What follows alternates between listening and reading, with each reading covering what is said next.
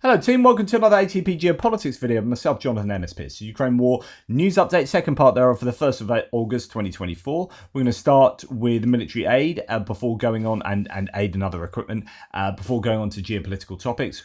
And this is, I think, a significant statistic coming from Forbes, who say that in July, Ukraine launched more long-range drones towards Russia than Russia itself did in response. So the Ukrainians launched 520 attack drones, and the Russians launched 426 Shaheeds into Ukraine. That is exactly what the Ukrainians want. I've been complaining that the Ukrainians have not been taking one target and then overwhelming that target with like 50 drones, just 50 drones at one place, whether it be an oil refinery or more likely, better still, I think, a Russian airbase. Just completely overwhelming that one target. Instead, they've been using a lot of drones. They do sometimes do these overwhelming attacks, but more likely they've just been consistently significant numbers of drones being sent every night, or most nights, and this is hurting Russia.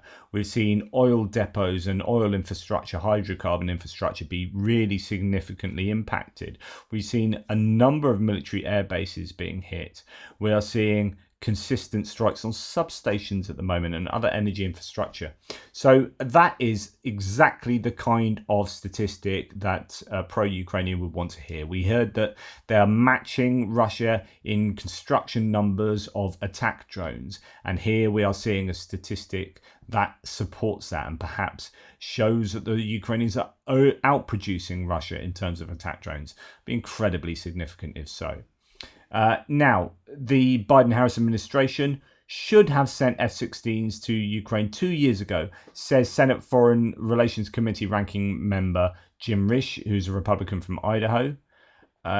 So pro-Ukrainian Republican here, but it was afraid of giving the Ukrainians the tools they needed to win, lest it upset Putin. I'm glad the planes are starting to arrive. Let's ensure they can finish the job. So really good that F-16s are being met with bipartisan support here, but the criticism is they should have received more. Radu Hosu, the Romanian analyst, says of the F-16s, they're here. F-16s have arrived in Ukraine. Questions and answers. How many have arrived? A few, most likely 6 planes. How many are needed? How many have been promised, and when do they arrive? For what I know, to be 3 essential types of missions, you would need a minimum of 100. A Soviet-type squadron are having 12 planes, and Ukraine would need a minimum of 10 squadrons. 95 F-16s have been promised, some of which, probably around 10, are for parts. The last ones will arrive in 2027. I know it's shocking and frustrating, and are part of a donation from Belgium. Some will arrive this year, and most will arrive in 2025.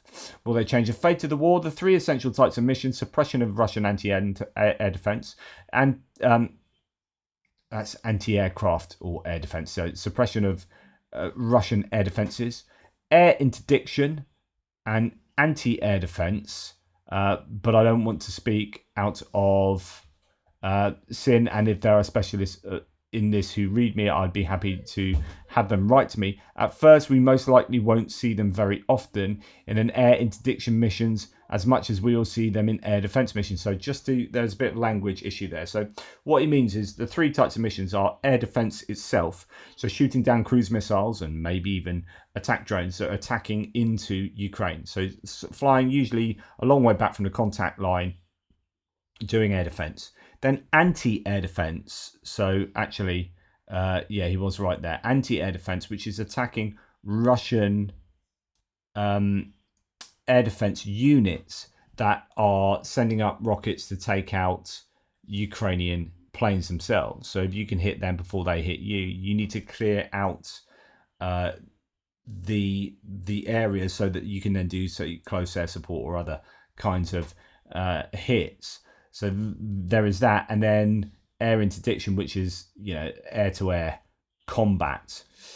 Okay, so he says that we'll see them in defensive missions initially, so cruise missile interception. But even here, Ukraine has a problem with the number of AIM-120 AMRAAM interceptor missiles it will share with the NASAMS air defense system. So in other words, they are going to be clawing for these missiles to use to shoot down the cruise missiles, because the NASAMS, that Norwegian-US co-production air defense system, uses air-to-air missiles in the NASAMS.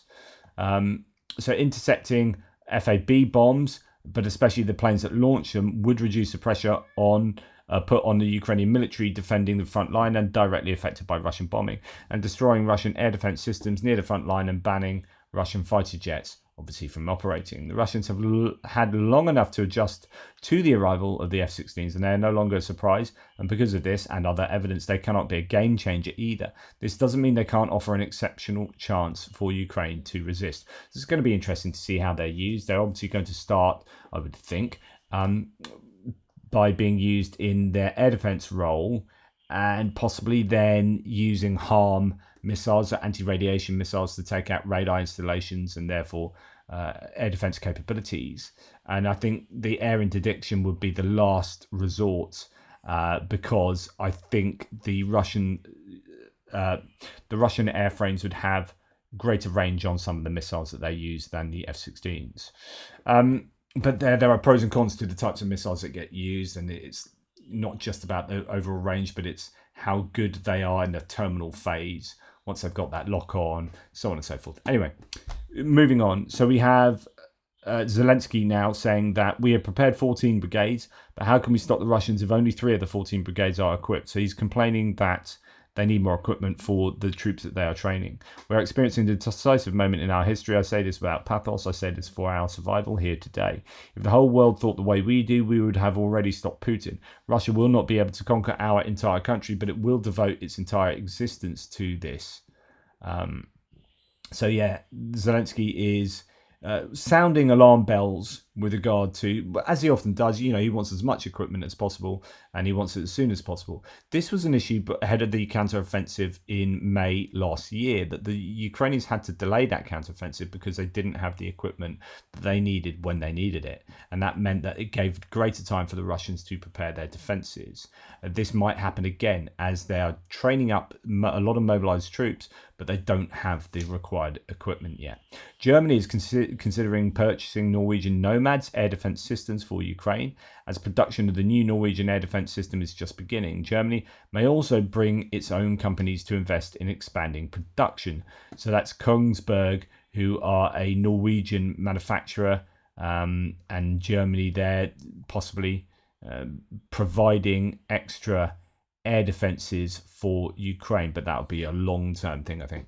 Right, Sam Bender, who often has threads on drones, has this to say. So yesterday, Russian Defense Minister Belousov's comments about how many drones are at the front caused a slight confusion. Russian state media outlet RIA first reported him saying that, quote, domestic FPV production has grown to 4,000 per day. So that'd be about 120,000 a month, and that would be more than what the last figure was for the Ukrainians, which is 90,000 a month, although the Ukrainians have just announced that they could probably be on that, they might well be able to make 3 million a year now, so their scale has been upped hugely.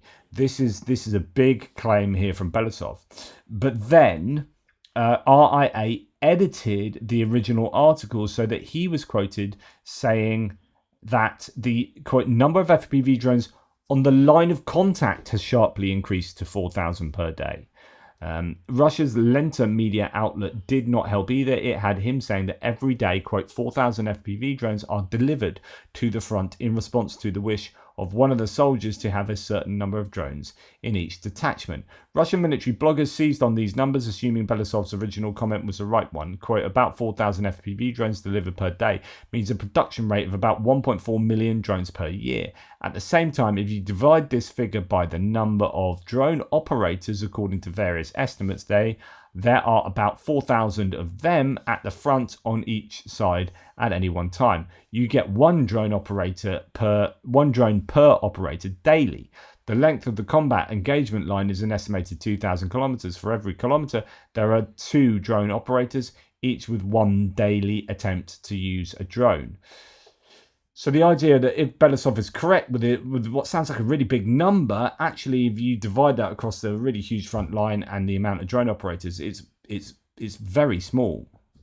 Quote, with an average cost of an FPV drone at 50,000 rubles, their annual purchasing budget can be estimated to be about 70 billion rubles, taking into account the success rate, usually 10% of the number of sorties is cited on average. The real need of the front is at least 10 times greater, and we therefore get a budget requirement of 700 billion rubles. There are no public numbers of Russian drone production budgets, although costs of some larger military drones were made public recently. There are no official Russian MOD budgetary numbers for quadcopter or FPV acquisitions. The above numbers are a conjecture by volunteers. The RIA editing it's itself interesting, quickly switching from potentially revealing domestic production numbers to a more general statement that thousands of drones are recorded used in the line of contact, likely from both sides. Some Russian articles still carry Belousov's original comment. Other Russian volunteers called for a sobering assessment of what Belousov actually meant. Quote, stop chasing the numbers of drones. The used production numbers are beautiful, but no one cares that the level of drone defects is off the charts, and reaching the enemy is a huge problem. We need not the number of drones, but a built-in system. In other words, yeah, you can produce that many drones a day, but if half of these are defective, aren't very useful, or using the wrong frequencies, then that doesn't matter a jot. Quote, one Russian crew with 100 drones without repeaters will lose out to a Ukrainian drone crew with a repeater and 10 drones. Now, some locations are supplied with FPV drones. A bottle of water is tied to the drone. A check mark appears in the report about the drone use.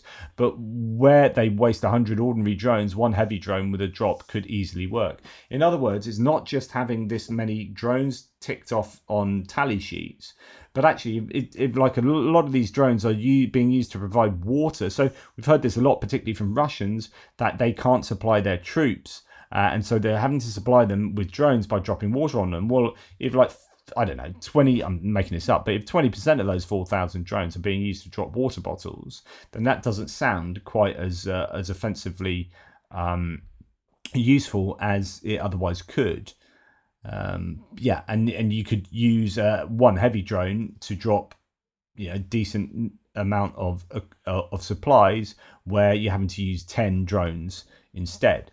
So he continues, only a built-in system that analyzes drone use and allocation can understand and solve pressing tactical drone problems. Only competition and painstaking work will allow us to reach the drone R&D and use level of our enemies. So far, we are lagging behind the Ukrainians in the effectiveness of using FPV drones. Belousov's 4,000 drones per day, says Sam Bendit, statement got a response from Anna Grodzia, the Ukraine's Deputy Minister for Strategic Industries, so under Kamishin Toknot, who said that in Ukraine, state and private companies can potentially produce about 3 million drones per year. Of course, potentially is very different from actually do. But the state cannot cover all the costs unless allies assist. And I said this recently, this report came out some time ago, that the Ukrainians have a potential to produce an awful lot more than they do. There's like a $10 billion shortfall in what they can produce, not just in terms of drones, but any equipment and what they do produce. But it's not the fault of them not having systems in place. You just need the money. Many Russian bloggers, says Bender, and commentators constantly refer to Ukraine's better drone development and use processes, from organisations like Army of Drones and Brave One to integration of drone units in combined arms formations. And many Russians reference lots of Ukrainian FPV drones at the front, though more Ukrainian comments now also refer to a growing number of Russian tactical drones. And can the combined Russian volunteer and industry efforts produce 4,000 FPVs daily? It's possible, assuming the Russian defense corporations are involved in manufacturing processes, but available evidence points to a limited Russian defense industrial role in FPV assembly, which is still done mostly by volunteers. So where did Belousov get the 4,000 number? Perhaps it's an actual reference to how many drones are recorded at the line of contact, which seems more realistic. Regardless, it's difficult to estimate how many FPVs are manufactured by Russia, given varying claims by different volunteers and startups, and a lack of official data from the Russian MOD and government until Belousov's comment yesterday. Moving forward, there is going to be more integration in Russia between volunteer and military-orientated efforts and the MOD.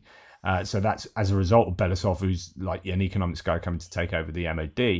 And multiple Russian commentators calls for a better system in the Russian military for acquiring, integrating and using drones, possibly modelled after a Ukrainian military, probably deserves closer scrutiny going forward, unless Defence Minister Belousov says something else. So just sort of a little interesting insight of some arguments concerning numbers. The 4,000 drones per day is highly likely to be incorrect, and will cover up a multitude of sins as well, such as the success rate, the use of those drones, the issues with frequency and defects, etc., and just being an outright lie about 4,000 anyway. So I'm fairly confident the Ukrainians still have a significant asymmetrical advantage over the Russians in that domain, and I would expect the Ukrainians to be working hammer and tong to make sure that that maintains. Okay, Euromaidan Press then reports that Russia threatens Japan over possible Patriot missiles transfer to Ukraine. They've upped their construction because the Japanese are involved in co-production of AMRAAMs, and that's air-to-air missiles that can be used. I don't know, whether those ones that can be used in air defences as well, like the AIM-9X.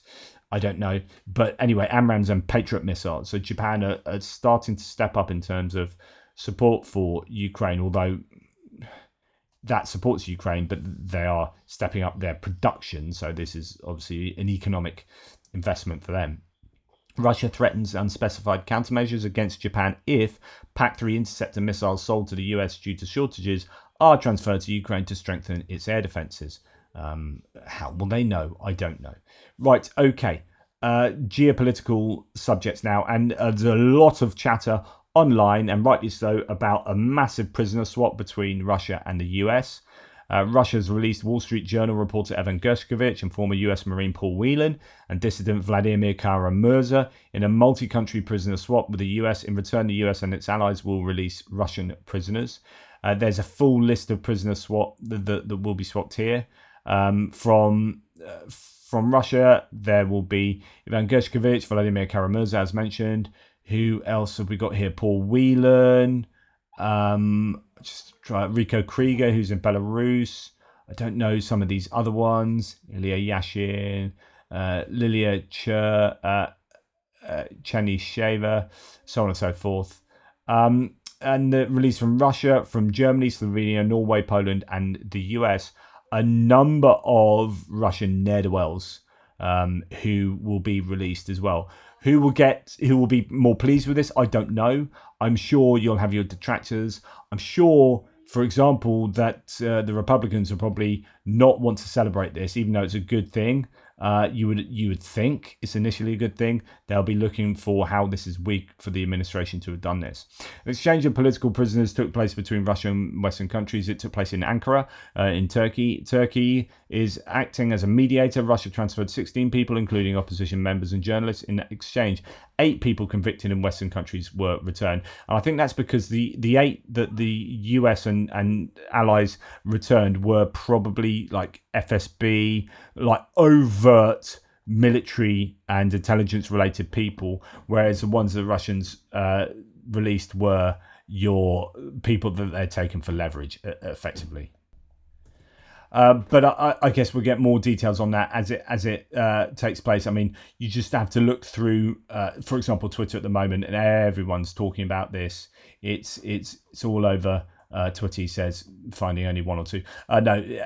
Lots of talk about this as video footage is coming in of them swapping the prisoners. Here we go. Yeah, more prisoners. More details of that taking place now. As Ron Filipkowski says, Putin will do that for me, but not for anyone else. So it's worth reminding people that Donald Trump said in May this year, Evan Gershkovich, the reporter from the Wall Street Journal who is being held by Russia, will be released almost immediately after the election, but definitely before I assume office. He will be home, safe, and with his family. Vladimir Putin, president of Russia, will do that for me, but not for anyone else. And, quote, we will be paying nothing. So he is going to force Putin to release Gershkovich. Anyway, he won't do it for anyone else apart from he will, and it's been done, and there you go. So your man Trump was wrong there. Takes a bit of wind from his sails, I guess.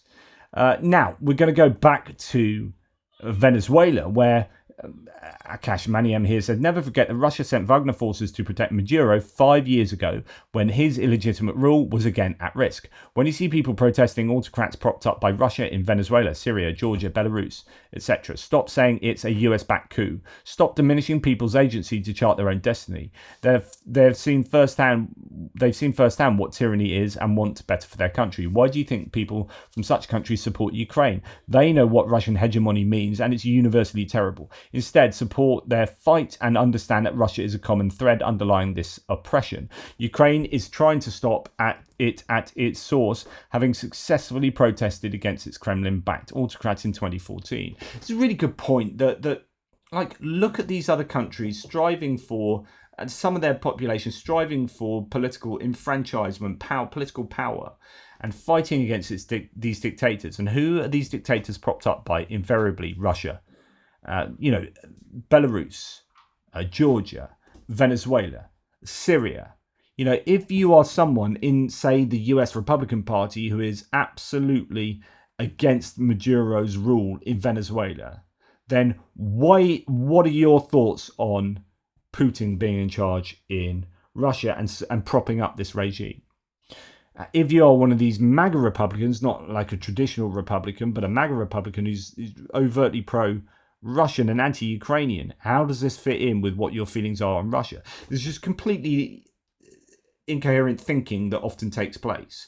My thinking is very coherent, thank you very much, and the Venezuelan government and the Syrian government and the Russian government and the Georgian government and the Iranian government and the North Korean government, and to a large extent the Chinese government, are not the good guys around the world in terms of human rights, in terms of the way that they are operating. And so I think it's important to be quite cognizant of this and to try and have as coherent a worldview as you possibly can. Maduro has overseen the worst peacetime economic catastrophe in recent history. Peace, by keeping a Russian-backed dictator, does not equal actual peace because it doesn't come with freedom, justice, democracy, or hope.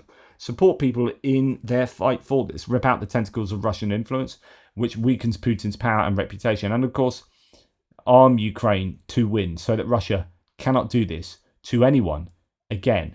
All these things are linked, like Russian mercenaries reportedly in Venezuela to protect Maduro, says this newspaper article. That looks like the typeface of The Guardian there. Contractors linked to Wagner Group, which carried out missions in Ukraine and Syria, reportedly travelled to Venezuela. How do we know this? Well, here's one of them. They're in Venezuela.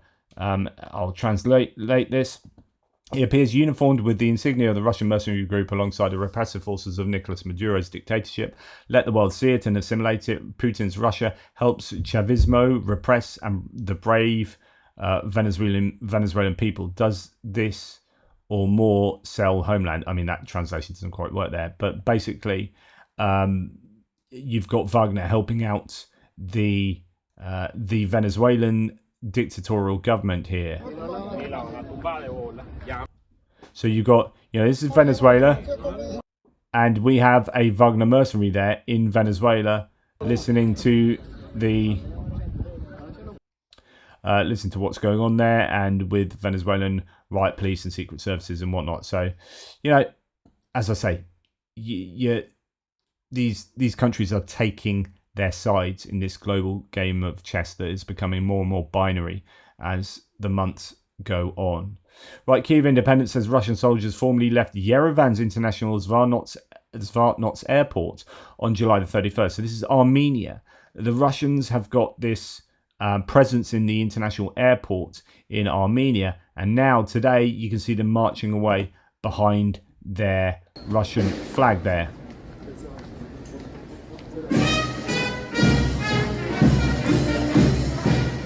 Sounds all pomp and circumstance, but they appear to be leaving with their tail between their legs, as far as I can work out. So that's the end of the Russians in that part of Armenia, in the international airport. As Thomas Tyner says, the decolonization of Armenia continues. Estonia is introducing full customs control on its border with Russia to prevent attempts to circumvent sanctions. So that's really good that Estonia is tightening things up, closing loopholes. Italian authorities seized Russian oligarch's castle at Ukraine's request. So the Italian financial authorities have seized a Tuscan castle with other assets worth 44 million. Oh, is that my house? They got my bloody house. Obviously not. A Tuscan castle with other assets worth $44 million from Russian oligarch Alexei Fedorichev following a request from Ukraine. The EU sees no threat to Hungary or Slovakia due to Ukraine's Lukoil sanctions so far. In other words, the EU is siding with Ukraine in their stopping of Lukoil oil passing through Ukraine to Slovakia and Hungary. So that's good news there. Margarita Simonyan has announced that, so she's a propagandist in Russia, that YouTube has been blocked in Russia. North Korea path on steroids. So YouTube not being available in Russia could be challenging for people being able to get hold of information freely. You are going to have this growing isolation in Russia. And don't think that that's a bonus because there won't be any Russian trolls. There will be Russian trolls. They will be given freedom to use this from their office blocks of the Internet Research Agency in St. Petersburg or wherever they're operating from. But just the general population will not be able to access YouTube without the use of VPNs, but then they're trying to stop VPNs being made available in Russia as well. So they're really trying to cut off the Russian population from the outside world so they can control them and manipulate them. And finally, Ukrainian President Zelensky is not ready to agree to the loss of territories as part of a possible peace settlement with Russia.